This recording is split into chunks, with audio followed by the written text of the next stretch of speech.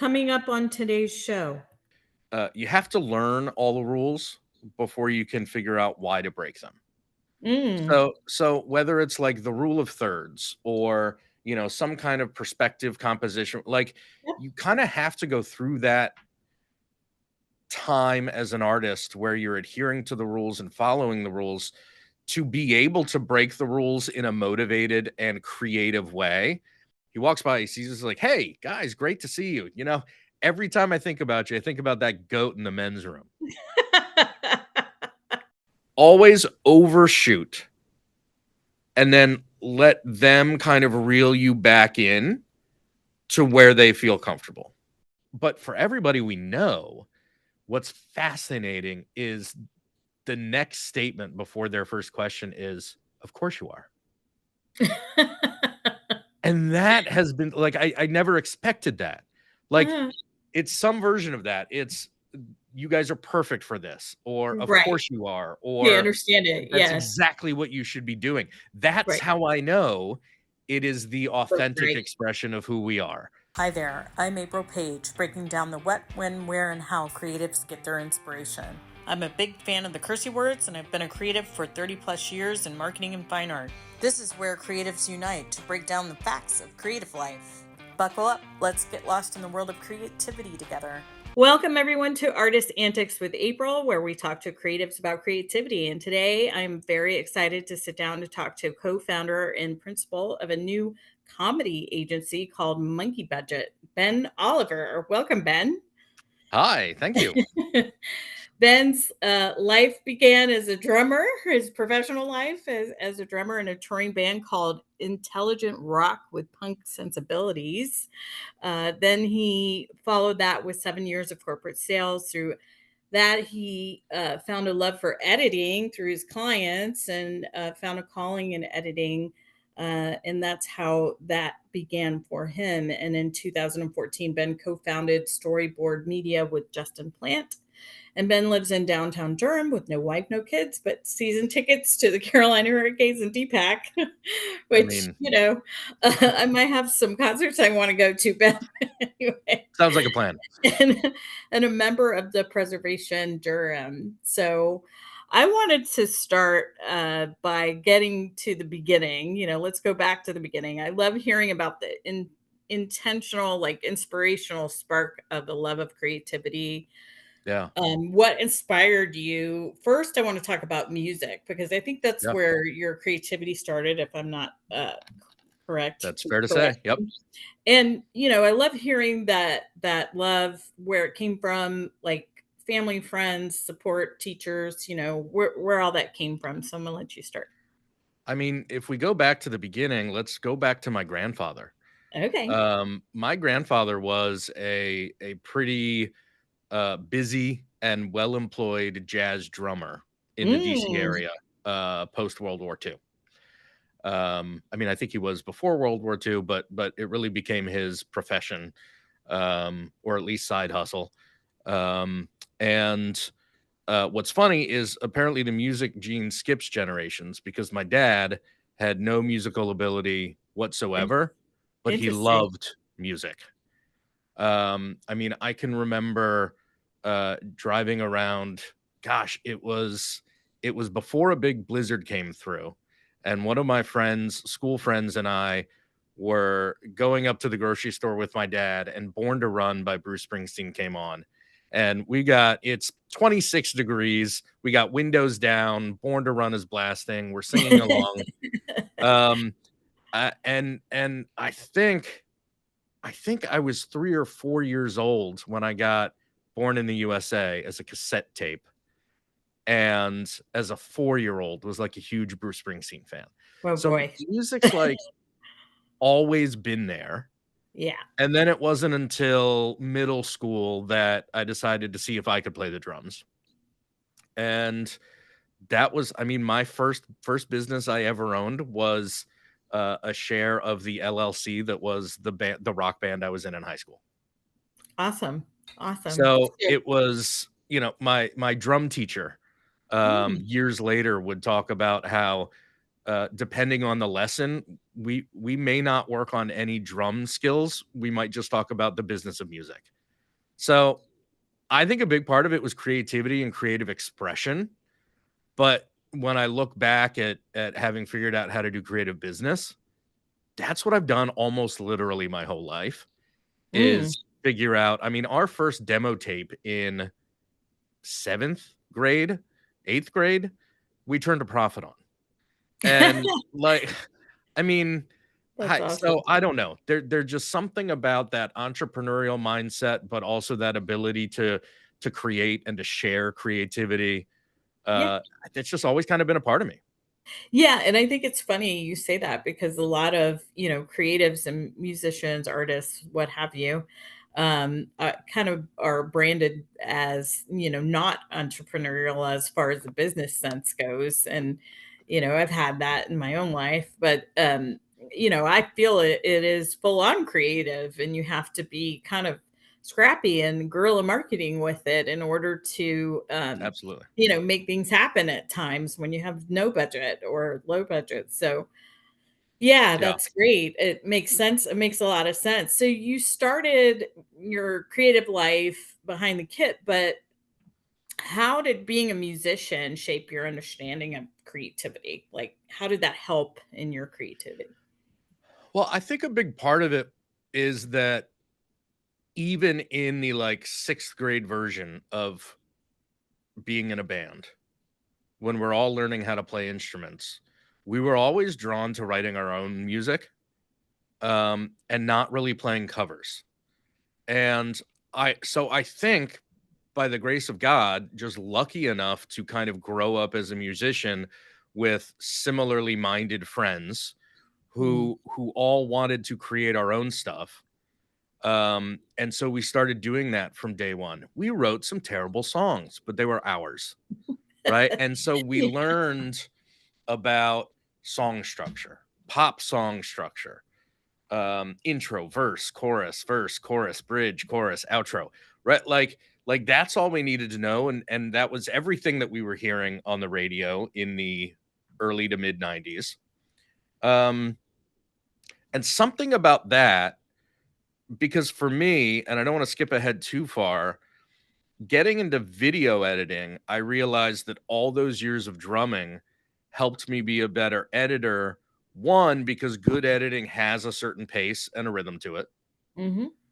But in writing the hundreds, dozens certainly of songs that I did over, let's call it God, only 10 years.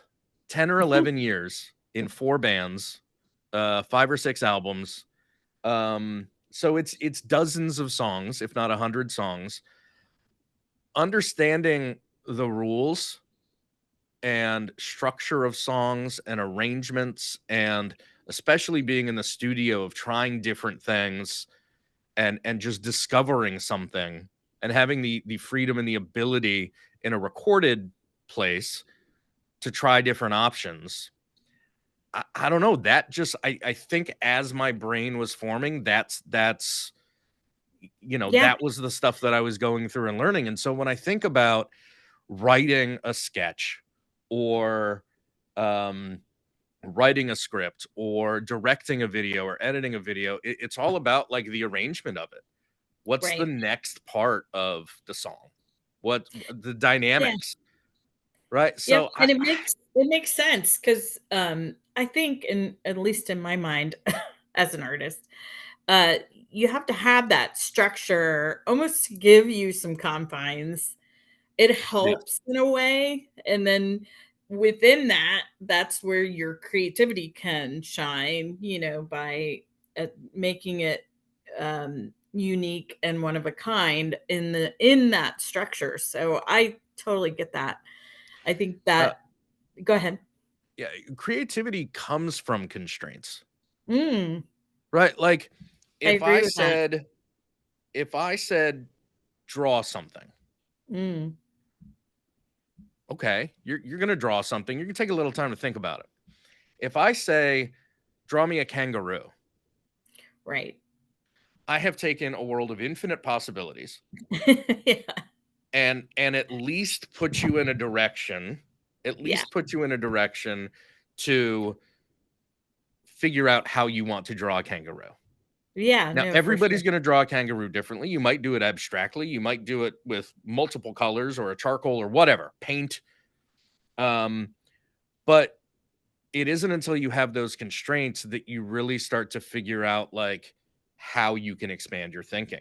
If you have too many options, you end up kind of limiting yourself in the choices you let yourself make.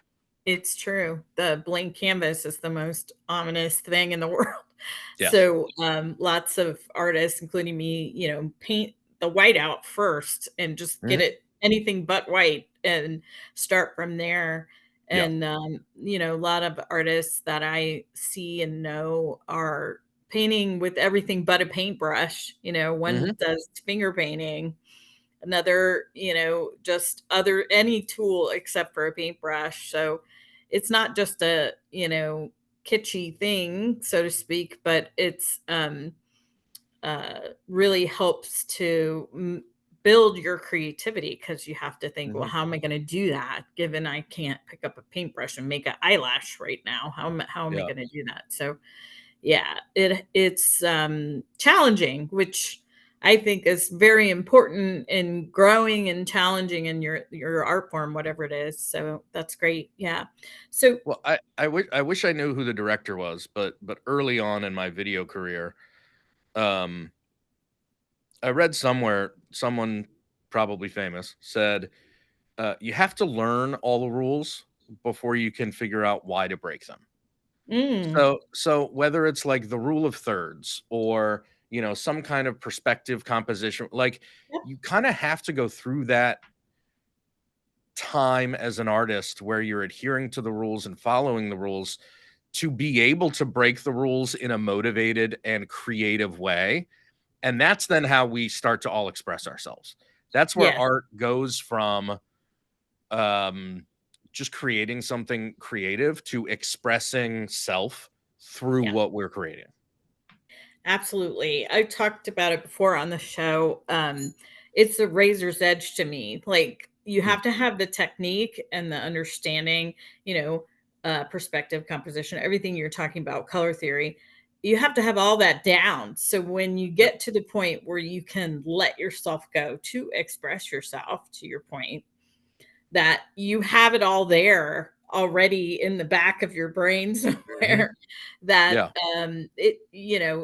it's part of it, but you're riding the wave, so to speak, so as a surfer Yeah. analogy. But yeah, so I want to talk about really quickly, and then we'll go on to the video part of your career. But what was it about, uh, those 7 years in corporate sales? What was that, shift like? Did you find ways to express your creativity even in that more traditional environment, or totally no? Absolutely not. Okay, well, that's the end of that question. Um, I, I, yeah, I think it certainly had value. It to me, it wasn't, um, right. I mean, the way you described it is like I had the musical part of my life. I Mm, had like the business, like sales job part of my life, and now I'm on a visual creativity part of my yeah. life. Mhm. I never saw it like that.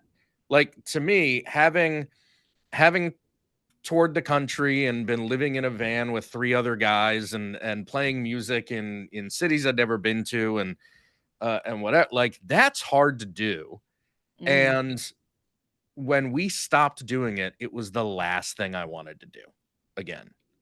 I didn't, as much as I love music, I did not want to. I mean, you know, it was like a breakup basically. Like I right. didn't want to do it. And so I said, okay, well, I'm 23. It's time to grow up. It's time to get a real job. And I found myself at a credit union in Raleigh, Oh boy. underwriting car loans, and then like desperately wanting to get out from like the cubicle, saying, "Hey, I could probably start driving around to some of the dealerships and sell the program a little bit." And they let me. And then I realized there was money in selling. And so then I went into the mortgage business. And right now we're Mm. at like 2007, 2008. If you'll recall, terrible time to be in the mortgage business. Yes. I When I bought, literally, side note, but I, go ahead. I literally gave my 2-week notice to my sales manager at the mortgage company in 2008 on a Monday when I got the job offer for my next and then last sales job. And what was funny is his response was good. I'm like, good? Shouldn't you be right? And and then on Thursday that same week, I find out from my recently former coworkers that the doors to the office had been chained up overnight, Wednesday night into Thursday, and the company was out Ooh, of business. wow. That's a horrible way to find that out. Yes. But I mean, I look back and I think, wow, how fortunate to like have been looking to get out, Right, found the next opportunity, and then, decided to go that direction 4 days before it wouldn't have been my choice. right. Um, Yeah, so I don't I know. talk about it like being pushed out of the nest like a baby Yeah. bird. Yeah. Well, and then, um, because 2008 wasn't the end of it. 2 years in my last sales job, and one Monday morning, they laid off a quarter of our sales team in our office, and I was one of them. And at that point, right, I like said, maybe this isn't the way to be a grown up. Maybe I need to go back to owning the business, run the business. What do I want to do? I did a little Right. soul searching like we all do in those times. I want to get paid for ideas. Mm, That was like the most I could just I want to get paid. So I started looking at marketing, advertising, things like that. And I wasn't finding anything because I had no experience. mm. So that's when I said, well, great. You know what? I'm going to make something. I started doing some consulting. One of those consulting clients asked if I knew how to edit video. I I had an iMac. I'd played around a little bit in iMovie and I said yes because it was more billable hours. And on like my second or third video for them, I remember like looking at my hands and being like, this is what I'm supposed to be doing. This Mm, is the perfect expression of like how my brain works and how I like to creatively express myself. I'd like better source material to work with. So I started to learn how cameras worked, how to shoot video, and at least be responsible for the footage that I was editing.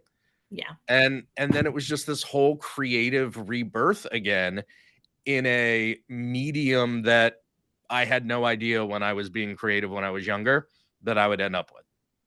Yeah, that's cool. That's super cool. What was your It's cool. question? No. No, you answered it. I think that's awesome that you just you paid attention. I mean, that's the most important part is to pay attention to what's inspiring you, and that's a lesson for our audience too, right? So you have to Yeah. go with the flow, but while you're searching and doing that searching, you have to pay attention to what you're liking about what you're doing, and that will lead you to the next step and Yes. so on and so forth. So I think that's great, and it makes a whole ton of sense to me that it went that way. You were kind of pushed into it, I think it sounds like from your Yeah. client, but it ended up being, okay, this is something I want to do. So I totally get that because I there's a lot of creativity in it. I also I mean the way that I've created my career history narrative, I use the line like I got started in video based on a lie. Like I had no business telling that client that I knew how to edit video. Mm, And I probably should have said, "No, I'm sorry, I don't." But mm, I didn't. And it's just one of those I'm not a very spiritual person, but I look back at like certain forks in the road in my life and like right. the last 15, 16 years of my life wouldn't have been what they have been if I hadn't said, "Yes, I Yes. can," in that moment. I just Yeah. do not believe that I would have ended up in this place. Yeah. To go back to your last question, now that I do remember what it is spending that time in corporate jobs for 3 relatively large corporations. I learned what it was like to work in an office with other people. And that helped me and continues to help me understand what the people that I'm selling to are going through and what their day to day is. They don't care if it's the funniest video or the most creative composition or the best lighting. They care that nobody's going to question the investment they made in the project, and hopefully that it drives some KPI, Right. brand recognition, sales, whatever it may be, Right. is that it's doing something. And I think, especially since we started Monkey Budget 2 months ago now, is we've met a lot of local, not even just local, we met a lot of comedians over the last 6 months since we started kind of putting this together and knowing that we wanted to build it around a writer's room. And I've always loved hanging out with funny people and brainstorming with funny people. One of the things that I've learned is like, we're business owners, my business partner and I. We're business owners who are selling funny for money, but we're not like comedians trying to start a business. And I don't want any comedian listening to think that like we're better because we're business owners. What I mean is like we can relate to our clients and our prospects because we understand the business relationship that's here. I quick tangent. It's about art, like capital A art. Um, we did a project last year where we ended up interviewing 6 or 8 local artists. Mm. And what was so amazing in those conversations was the consistent thing that I was hearing was about how they had something specific that they wanted to say in each of their pieces. And by the nature of the project, I was also asking them, what do you want someone who buys your art to get out of it? And everybody kind of went back to their answer and said, well, I've expressed a certain thing, but I'm never expecting someone who buys my art to have it resonate with them the same way that it resonates with me. But I do want it to resonate with them, and then that's theirs. And That's right. so I don't know, like philosophically, I feel like art, like capital A art, is about the creator Mm. and them saying, communicating, evoking what they need to say, communicate, evoke. Commerce, creativity in commerce is about the viewer. It's about the audience. That's right.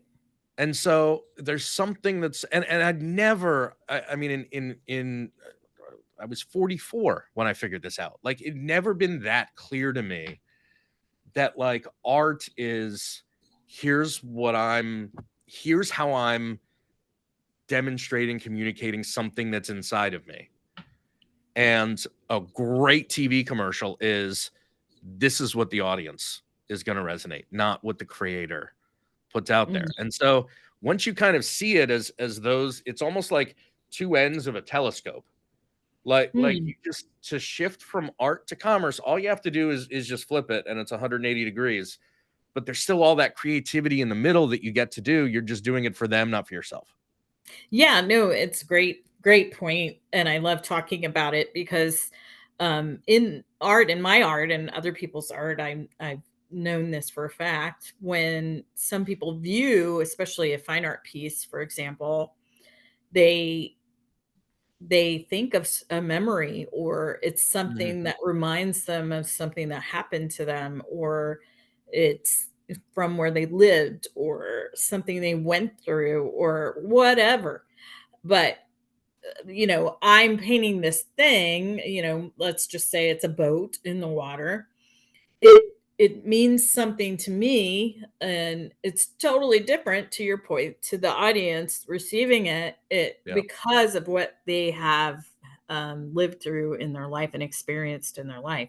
So it's fascinating to me when someone says, "You're not going to believe this is exactly what, I Mhm. saw or I experienced when I was on my, lake, on the lake and my family's, vacation home and blah, blah, blah, blah." And I'm See, like, that's wow. so beautiful. I was gonna go, "We share a trauma." Yeah. Well, it could be that too. Art comes from all kinds of places. That's right. That's right. It's the whole spectrum. But yeah, it's fascinating to me because and then some abstract pieces where I'm just taking dog toys and computer parts and throwing them on the canvas. And part of it is controlled, but a lot of it I don't want to be controlled, talking about that razor's edge we spoke of. So I try to make those marks without me controlling it, because that's where the magic happens. And some people look at those abstracts and they think of something totally crazy that I Yeah. never in a million years would look at that and think that. And I'm like, wow, okay, that's great. Like, not taking it away from them or judging them for what they believe in or see, but it's just fascinating that, some of what I've done, people see other things in it. Even my mom, the other day, I Yeah. sent her a sample of something and she was like, "Oh, I like the, guy in the boat and, the waves." And I was like, "What is she talking about?" Like, Mhm. Right. I don't know. Where are you seeing that? What? It was So just me testing out yeah, chemicals. It wasn't even really, I right. didn't mean anything. Anyway, Well, yeah, it I was I was gonna ask you the question that I asked in this series of interviews. When sure. when somebody's looking at your work, if somebody's um if you're at a gallery, if your work is up at a gallery and there's some people coming through, I imagine you're kind of eyeing them occasionally. Like, what do you want to hear from a buyer that makes you feel like, oh, this is the right person for this piece? Um I mean, whoever wants to buy it is the right person for the piece, Yeah, but no, I know that. I'm just kidding, just jokes. Um, I I guess what I would like to hear is something that moves them. Mhm. I would like it to move them in some way. And, to our previous conversation, like it could be anything from a happy moment to a very sad, traumatic one. I would just like it to move them. Like if Yeah. I have somebody who's indifferent, that's the worst. Mhm. So if you could be like, it's okay, great, moving on, Yeah. like Like, you'll that, sell it to them if they're like, "Oh, that'd be perfect in the hallway." right. But you really wanna sell it to them if they're like, "Oh my god, that reminds me of my grandmother's house." Yes, Yeah, something like that. Yeah. yeah, If it moves them in some way, that makes me happy. yeah. But, yeah, that's really where I get a lot of fulfillment out of it, and hearing how it moves them in Mhm. totally different way from what was coming out of me is just, fascinating. So, Yeah, yeah. yeah. So, when you came up with the idea of the comedy agency, because that's so niche and very specific, I don't think I is there another one? I don't think there is, not I that I mean, I know of. deliberately didn't go looking.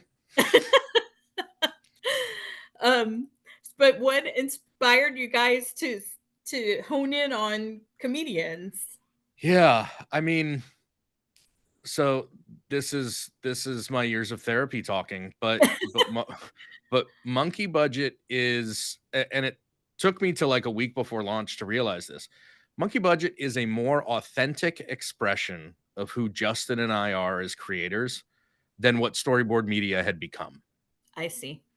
So, we're not doing something new. We looked back. It's funny, Justin sent me the picture. It was, 1 year and 2 days ago.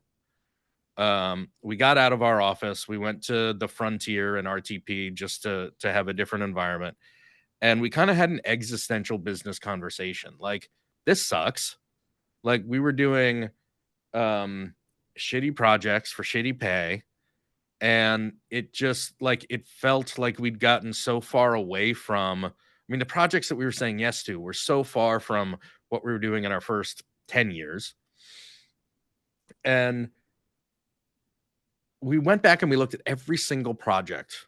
Of course, we have a spreadsheet that has every single project chronologically. And we started highlighting the ones because we knew we had a bunch that were fun or funny. So we have a video for a client where we rented a goat for a day, and the goat was the main character in the video. Oh my gosh. We had a video for a client in the middle of that like whiteboard video craze where it was like, meet Susan. Susan's a marketing manager and it's not a whiteboard video, but we did it with real people in an infinity white studio. And the VO that starts the piece is meet Joe. Fuck Joe. And it goes on like that. Right. And so like we tagged those, and then all of a sudden in very bright green, we started highlighting every cell of that spreadsheet where it was a fun or a funny project. And we realized it was about 45% of the projects that we had sold over 10 plus years, we'd ended up making something fun or funny. And then, and I kid you not, we're sitting there in the Frontier, which used to be our office 7-8 years ago, whenever. And a guy walks in who still works in the Frontier, who worked there when we were there, Kevin Seifert, a local photographer. He walks in, he walks by, he sees us like, hey, guys, great to see you. You know, every time I think about you, I think about that goat in the men's room. That was like 8 years ago. Right. And But it's unusual. and so like that one day, yeah. we were like, what are we doing? And we started to realize like, and what's sad is the first phase of it was, if we're gonna have shitty projects, let's at least have them be fun. Or I guess it was, if we're gonna get paid shit, let's at least have fun like it's so much easier to come into the office and like go through another round of revisions when at least the thing's funny. And that kind of evolved to a comedy first agency for B2B brands, because one, instead of asking permission to pitch funny concepts, we're going to start there. Right. No safe option. Right. We are going to say from sentence one, we're making funny content for you. Yeah. No, that's if great. You're talking to us, that's what we're talking about. Yeah. And two, I had kind of been at a point where I was like, you know, with 10 years of experience, if I were to start an agency over again, I would ABCD 1, 2, 3, whatever. And one of those things was I would base it around a really smart writer's room. And so those different ideas started to come together. And then there was a conversation. Do we rebrand Storyboard? Do we pivot? Do we spin it out? Do we close? And so we decided that it needed to be its own thing. Our work library is based almost entirely on Storyboard media work, those 45% of projects that were funny. But we're still operating Storyboard for our existing clients who want to do safe work. Yeah. And we get to have that conversation with them too, which is kind of cool. Like, is this a monkey budget project or is this a Storyboard project? It's a Storyboard project. Okay, great. Let's talk about it. Right. But like that also is the mechanism that helps us not settle for like a safe option. Because if we're talking about a monkey budget pitch, then all three options are going to be funny. If we're talking about Storyboard, then maybe one of them is funny. Right. So I don't know. It just it kind of came from starting a business from scratch with 10 years of experience and work under our belts. Yeah, that makes total sense, and I'm glad you explained how you go through that process. I'm curious, like, how do you balance what's funny? Because I know, clients versus comedians versus you and your co-founder or whatever, everybody has different funny. So how do you balance that? Do you ask them to come in with anything, or give you examples of what they think is funny, or do you not let them color that at all, or how does that work? On the client side? Yeah. My clients are very smart people. But I'm comfortable in the position of a guide and someone who's going to take them by the hand and pull them a little bit outside of where they usually sit. Their comfort zone, yeah. So Yeah. so I we have a term that we use called comedic tolerance. Um and occasionally with some of the more skeptical people, or like if there's someone, if we're selling to a marketing manager but they've got to convince the director of marketing to do this, and that person comes into a meeting, I'll have the comedic tolerance conversation with them. I don't necessarily, don't tell anybody, um, care what their answers are. Okay. um, because Right, I because learned, I would think the idea kind of bears what it's going where the funny is going to be, you know? well, yeah, so I mean, there's a couple layers to this. I don't what I have learned is I don't like to give a whole lot of creative guardrails to comedians or writers. Especially on the first pass, give me what you Yeah, got. right. Like, we're smart enough to figure out how to take something that is completely off the wall, let's even say offensive, Yeah. and we'll find a way, because I've had the comedic tolerance conversation with the client, and I know cursing isn't gonna fly, but they're open to bleeping. Like, I could do an entire TED talk on like how to use cursing in content and Yeah. like the different levels of bleeping that you can do. Oh, yeah, it's funny. It's Right? very So funny. like bleeping is very funny. Cursing is very funny. If your brand is willing to curse, Yeah, I say then let them curse. But I totally understand if you're doing it for the first time, you want to like bleep, but bleep still implies that they're cursing. And you yeah. could have written darn.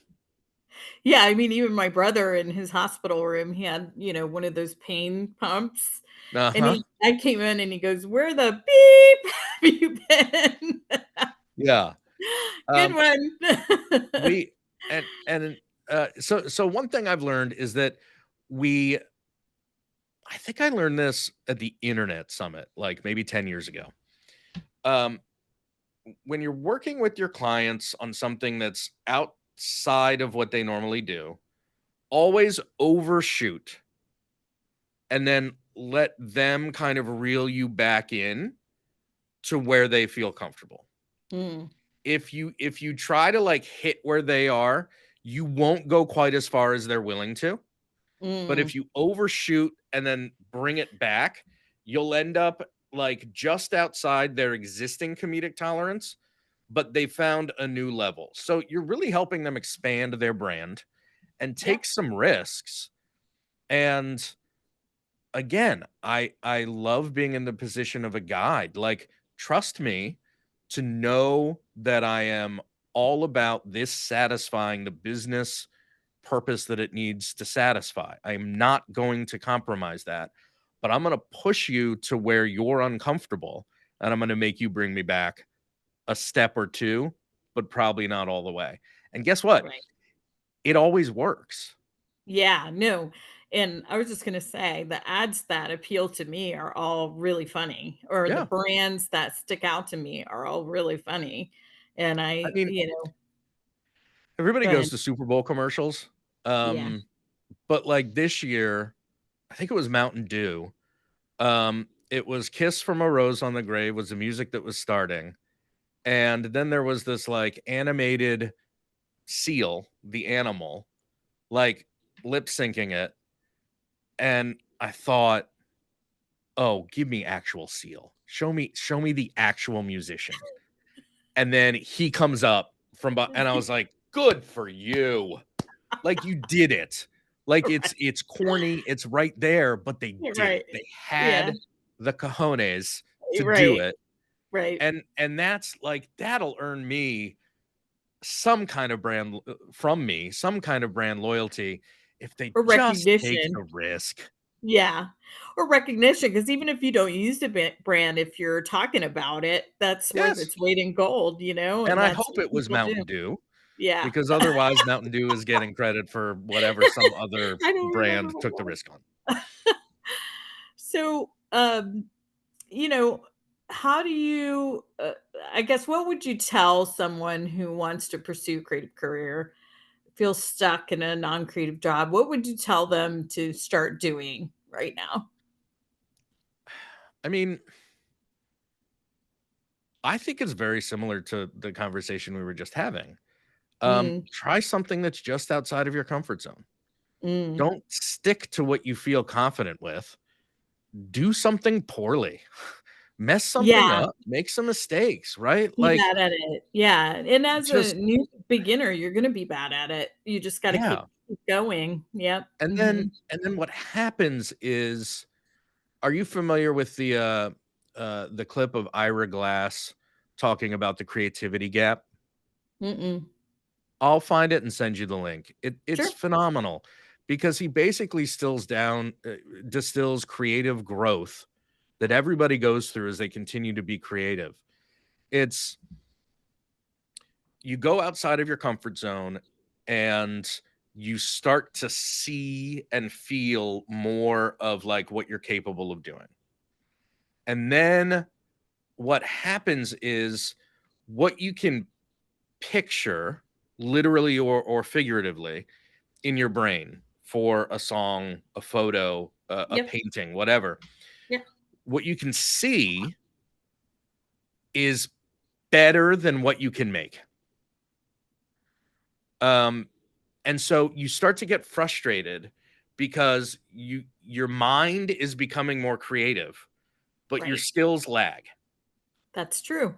And it's that gap in creativity that you need to keep, like, that's the your creative tolerance is going to go up the more time you spend with it, but the more time you're overshooting your skills, you're dragging yourself up with it.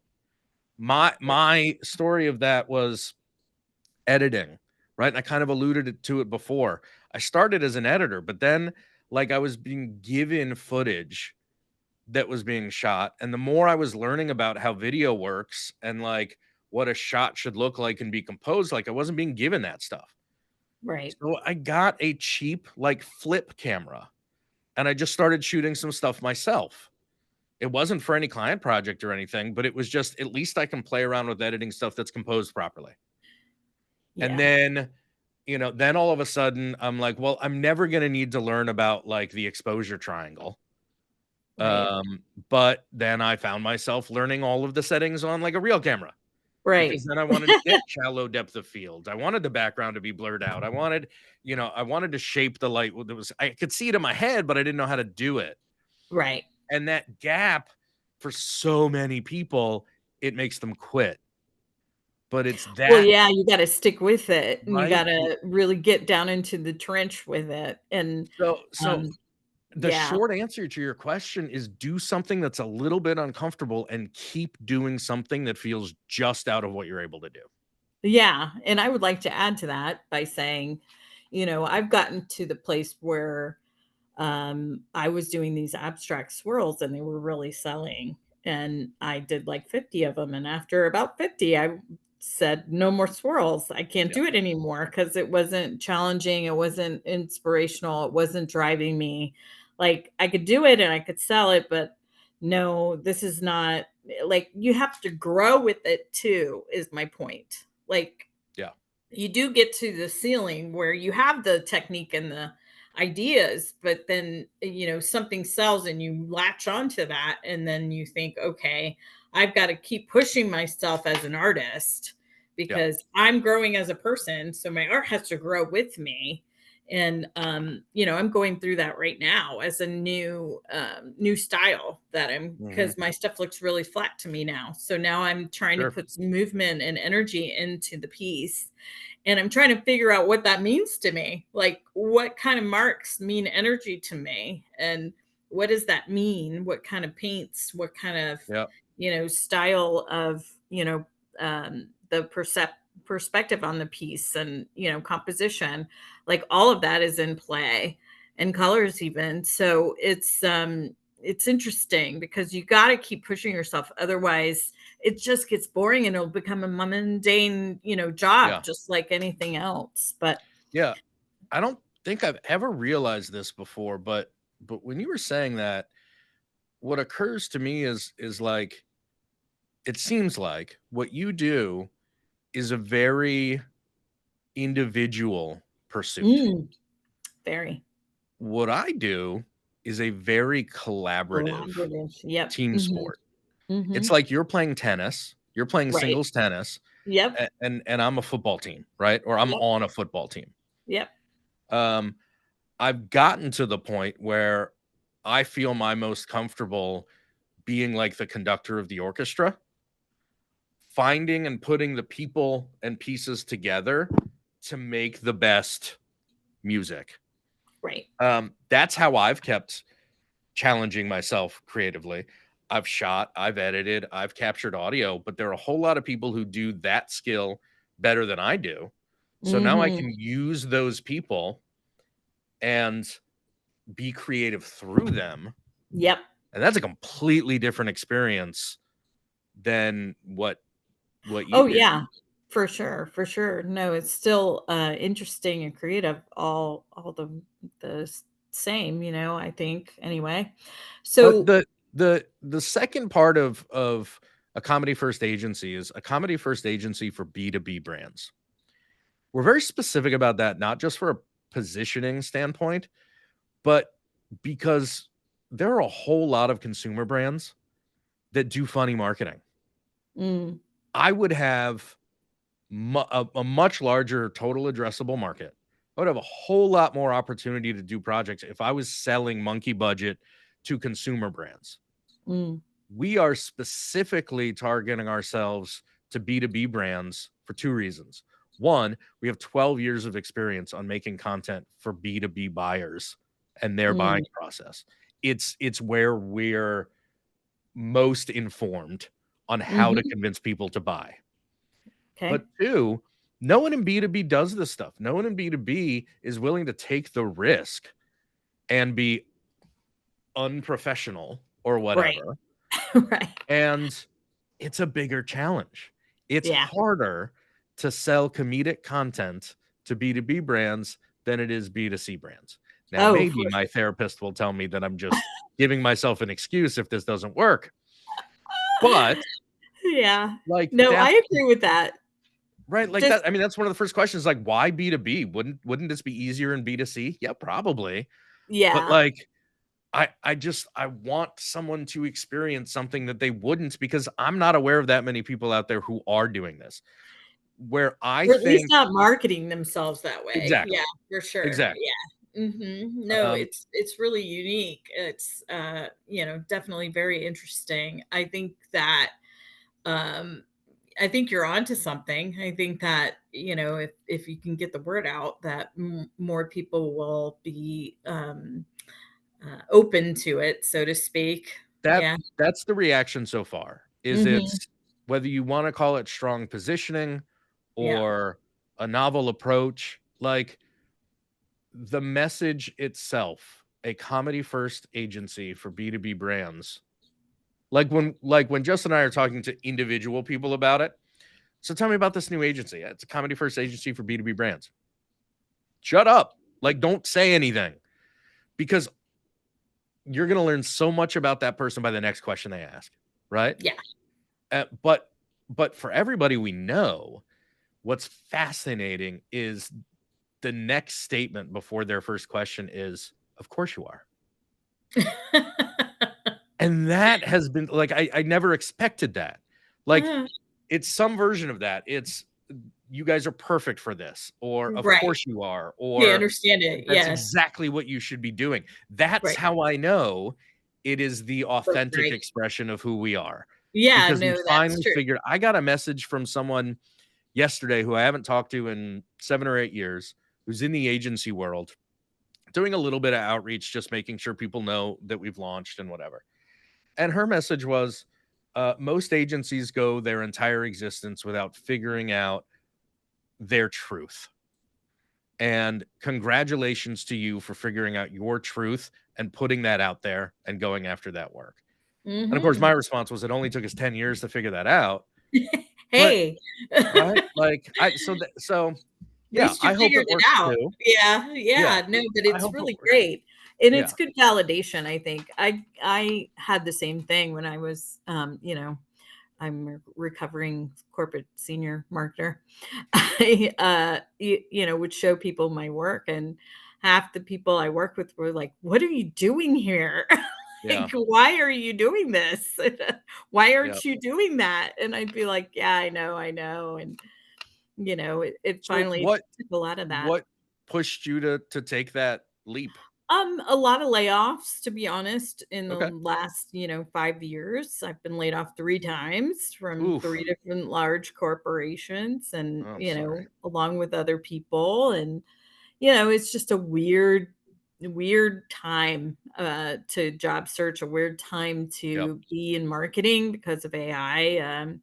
I think, a lot of cuts are being made because of what's happening in the economy, yada, yada, yada. But I'm decided to just leap out and do what I love and what I know worked, even part time in Tampa. I'm resurrecting it here in North Carolina. So that's really it. Is I all the roads are closed, so what else Sure. do I have that I know is going to work? And I know Yep. this works, so I just gotta bring it back to life again. And that's really what happened. But I'd like to hear from you about, like, what tools do you use? I know you talked about your camera, but in editing, do you have any specific tools? And then, second part of this question is about AI. I love to get everyone's Yep. ideas about AI, what you think of it as far as creativity and the process, good, bad, ugly, indifferent, Yeah. and where you think it's going. So, So I would say the tool I use most often is ChatGPT. yeah, I use them Uh, all the time. Yeah. and it's only really been in the last like 3 or 4 months. Mm, Um, but I've figured out how it helps me. So, we said earlier that like a blank canvas is the scariest thing in the world. yep. If I'm writing a sketch, a script for a client, whatever it is, I've gotten to the point where I will unload all of the random thoughts that are in my head into Chat GPT and let it do its worst work. Um, I will use that very quick three Yep. page terrible Yep. version of a script to start to figure out what I want and what I don't want. Yep. That iterative process of being able to just so quickly, like, right. And I hate this part. So I'm not, but like before, it would be these rounds of feedback with a writer Yeah. and a more detailed brief that actually had to be in sentences right. But like I can be sitting on my couch at night watching Right. something that's not engaging me and something pops into my head. And so I just open up Chat GPT and be like, all right, let's find a concept for Yeah. a blackout sketch. Are you familiar with the concept of a blackout sketch? Yes, it's a very short. Okay, great. Write one. And it writes one and it's terrible, but like I can identify, right? Yeah. I'm a better edit. I've always been a better editor Right. than I don't even want to say writer because I'm still a writer, but I'm Well, it's always all better taking literally anything that's on the page and working with that to turn that into than if I yeah, were faced with a blank page. and it's all about the prompts, just to your point. Yeah. You can um finesse the prompts too. Like, after it gives you that first Yes. iteration, you can say, make it funnier, or make it this or that, Yeah. and it'll Yeah, spit the out punchline addition. really isn't working for me. It feels like it needs to go the opposite direction. Give me some give me some options for what might be a different punchline, right? Yep. Or something like that. Yeah. No, for sure. So I I just I'm a writer, and by directing, I get to be the next writer on set, because Yeah. there's so many opportunities. That we did a shoot last Tuesday, um, and we brought several local comedians into the cast because they were mostly non-speaking roles. We knew they would be able to do something, kind of physically, visually funny. Mhm. Um, but the couple times that we did have lines, I was sitting there the morning of the shoot writing like 4 to 6 alt lines, so that when we actually did those, we went through, and then that lets me, the editor version, because unfortunately on this project, I co-writer, director, and editor, Right. which is not usually how it goes. Usually conducting, um, but that's what conductors do, right? This kind of, Sure. yeah. Um, but what's interesting about this project is having like written it, and then and Adam McKay, the director, said this. I'm totally taking this from him, but like, as the director, he gets to look at the script and be like, what idiot wrote this? That isn't funny. Like, and then you do something on set that, like, alt lines, or you change a line or whatever, and all of a sudden you've created something a little bit different. But now I'm in editing of that. We sent the first cut to the client 2 hours ago. And because we got all those options in the shoot, like, I get to choose as the editor which ones are going to make it in, which ones Right. work best together. And Right. so I've taken a segment from one, like, as written line, paired it with the second half of an alt, and all of a sudden, there it is. Right. So that takes a lot of time, but I also get to do a lot of that with ChatGPT early on. That's just like so Yeah, quick. no, and that's a good point that you're making, like, you should give yourself options, Yeah. many options so you can, piece things together in I the editing room, yeah. when the crew is getting a little bit annoyed on set, when I say, let's get one more this time, let's whatever, I can kind of get a sense for it, and then I'll say options, because that's the thing. Give the editor options, Yeah, but like give me options so that I can help the editor yeah, have the right pieces. Because the worst thing to do is to have to go back and reshoot something. yeah, for With sure. corporate projects, we don't get a chance to do that. So you might as well get it for those 10 hours that you're on set that one day. And Yeah, if you no, don't use it, you don't use it. But if you don't have it and you wanted it, you're you've stuck. gotta get everybody back together again, that's costly. Yeah, Um, do you let the actors ever, absolutely. improvise? Absolutely. No? Oh, Okay, okay. yes. Yeah, yeah, Yes, okay. absolutely. Um, it takes writing some alt lines Yeah. for them usually to get comfortable. Mhm. And we work with a lot of the same actors over and over again. So some of them are more open to it than others. Um, but the rule is, let's get it as written, which includes the alts. Um, but I mean, that same shoot last Tuesday, our last shot of the day was basically just two people talking on the patio of a coffee shop. So like bistro table, two chairs. And one person was supposed to be playing like kind of an eccentric, like, community arts director person, pitching a local philanthropist on the idea that they were asking for a donation for. Right. And what they were asking for was um, a gratitude based community mural activation platform. That's that's how it was written. And so we knew that was kind of like, please give us $5,000 so we can do our gratitude based community mural activation platform. Um, and what we did it kind of like drunk history. Mm. So we'd recorded this inner monologue of this other character saying, a gratitude-based whatever it is, right? Yeah.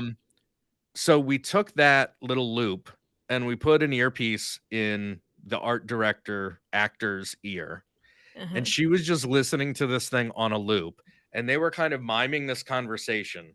And then when it got to that point in the recording, she would then say a gratitude-based community mural activation platform, so that in the edit we could do the drunk history thing, and all of a sudden the person sitting across from her, it's her voice in her inner monologue, but then she lip syncs to it.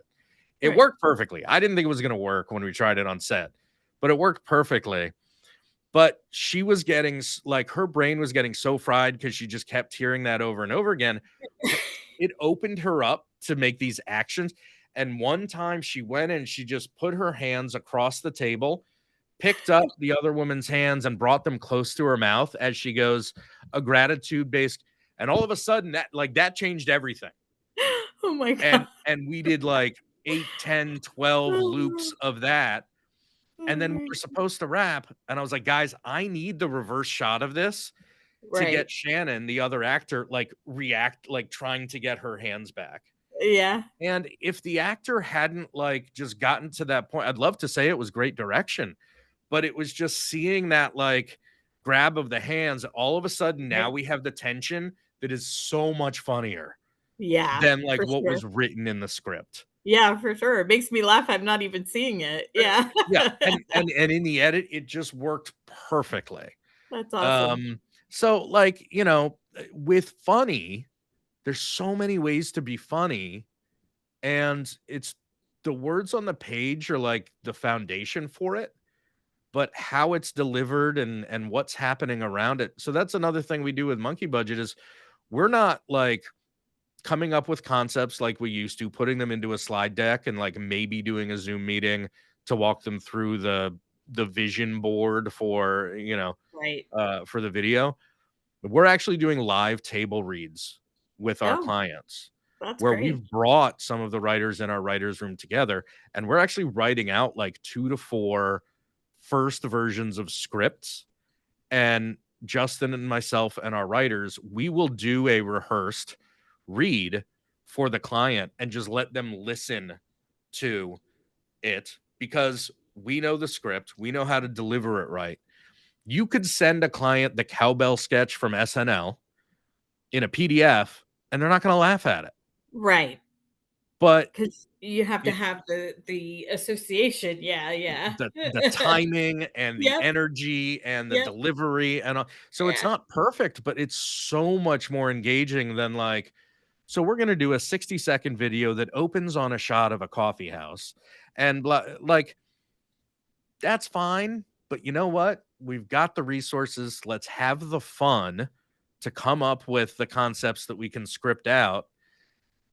Don't edit any of the comedy out of that. Make that all comedy. Let the client make the business decision on which of those concepts works. And then we get to refine and rewrite and figure out exactly what needs to be on the page, which still has all of those other elements that work in the shoot and in the edit that help make it funnier. Yeah, no, that's great. Well, I'm going to honor your time. Thank you for going a little over with me. I appreciate you. Thank you so much for talking today. And for the audience, we'll provide all Ben's information in the description so you can find him and get to know Monkey Budget. So thank you. Thank you. Thank you very much. If you haven't already, please like and subscribe. Feel free to nominate yourself or someone you know as our next guest. Thank you for being a part of our creative community. Stay inspired and keep shining bright.